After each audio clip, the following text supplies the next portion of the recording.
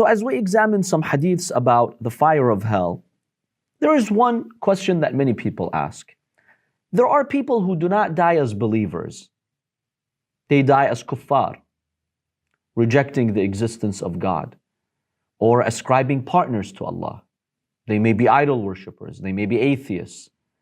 And they honestly had the opportunity to see the truth, but they rejected the truth. They did not die with faith. They saw signs that invited them to believe in the existence of God, but they rejected. So they don't have any excuse in rejecting the haqq and the truth.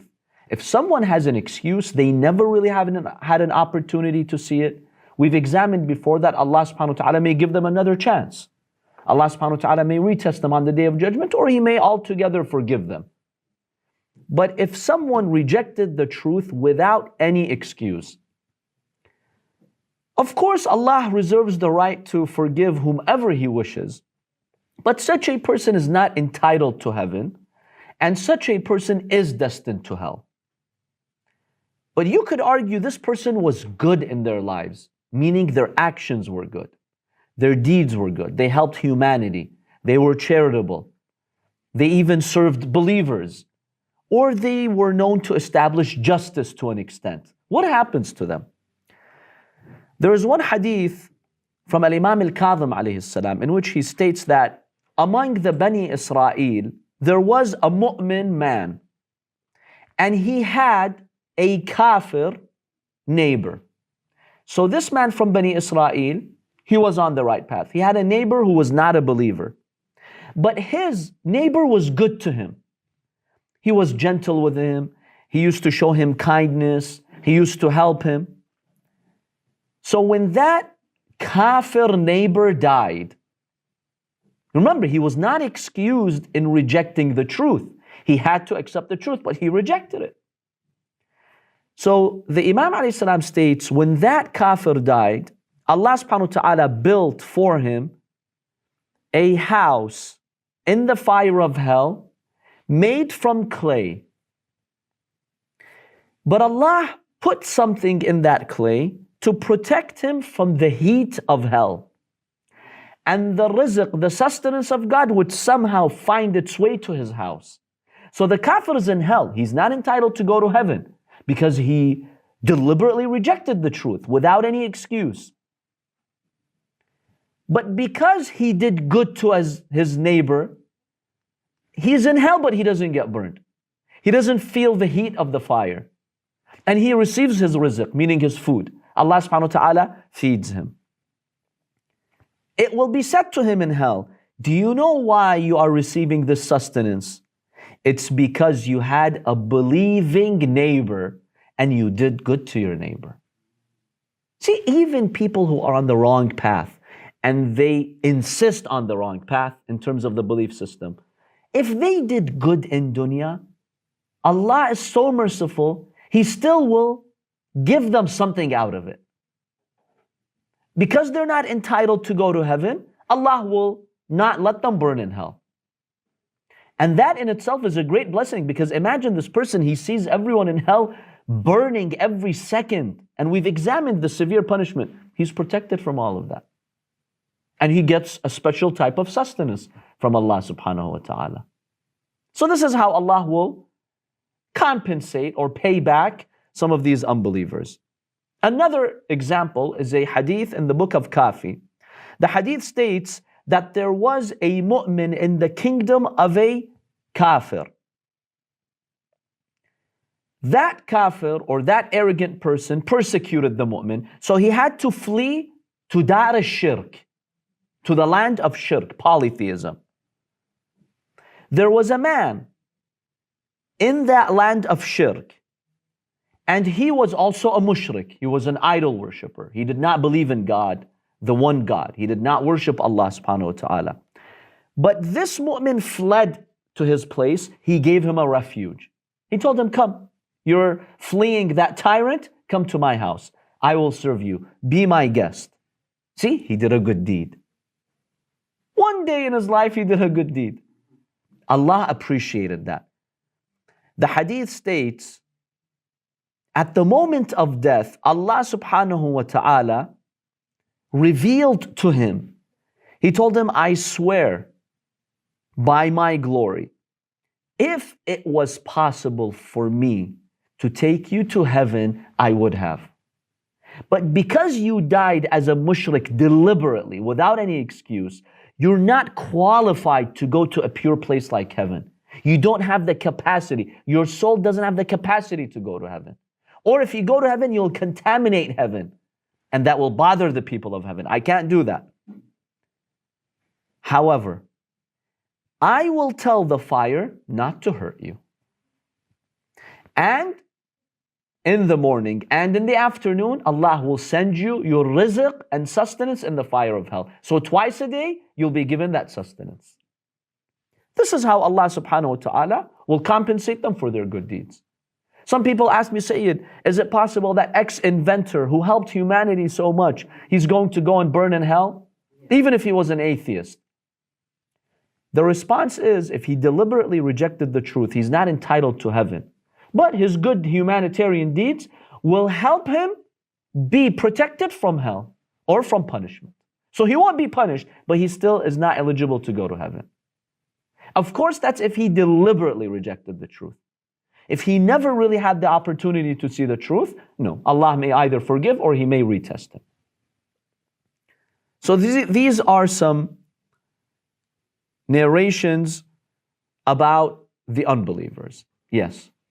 You know when you say Allah will retest him? We've examined what that is before.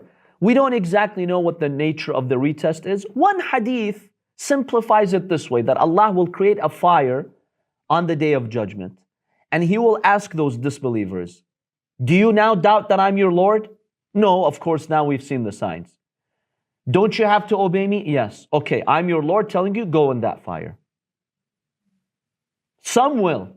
Well, He's my Lord, He's telling me to go in. When they go into the fire, they don't get burned, by the way. It's a test.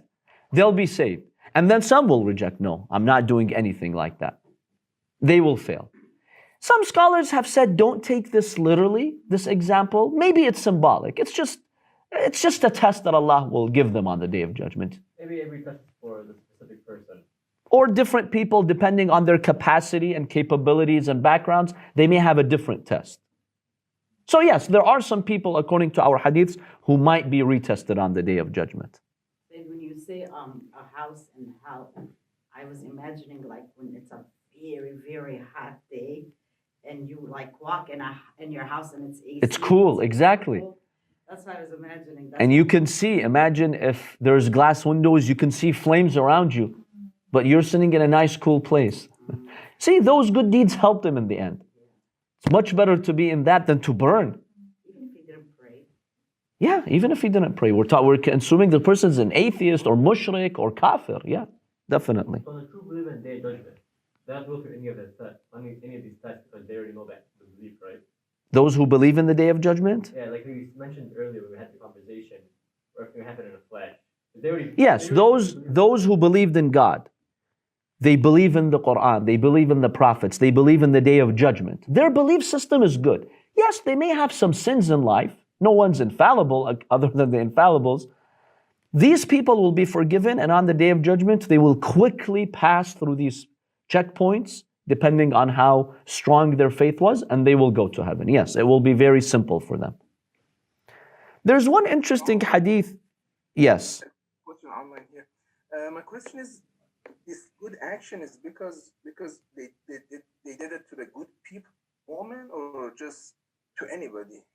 Because in both hadiths that you said, in both of these hadiths, the example is helping a mu'min. Yes.